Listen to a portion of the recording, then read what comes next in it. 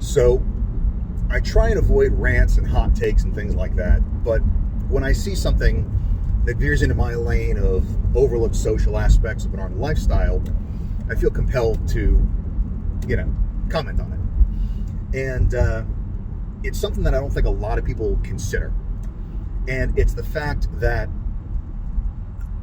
if you have been in the shooting world for any period of time, then things become normal to you that are not necessarily normal to somebody that is just coming into the space.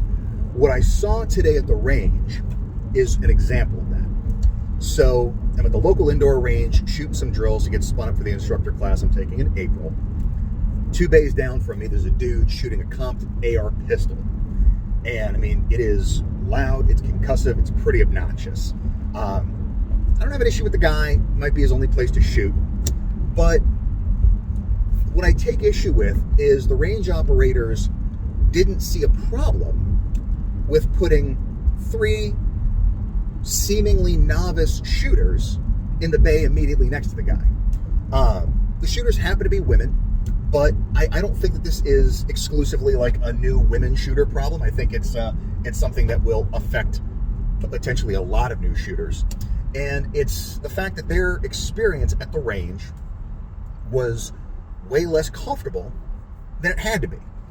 And there is certainly value in austere training, but I really don't think it should be at the entry levels. We need to make this as engaging as possible, as accessible as possible, so people can get their foot in the door, they can get excited, and they can realize that this is fun as a sport, and then start introducing them to the more serious aspects of it, instead of overwhelming them with this intensity right out the gate.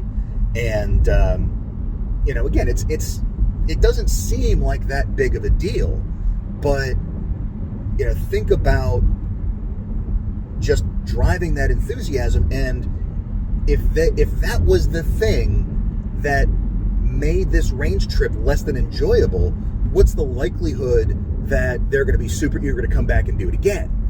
So it's one of those where we need to kind of be on the lookout for that and pay attention to the things we may be ignoring that are artificially creating barriers to entry. Just something to think about.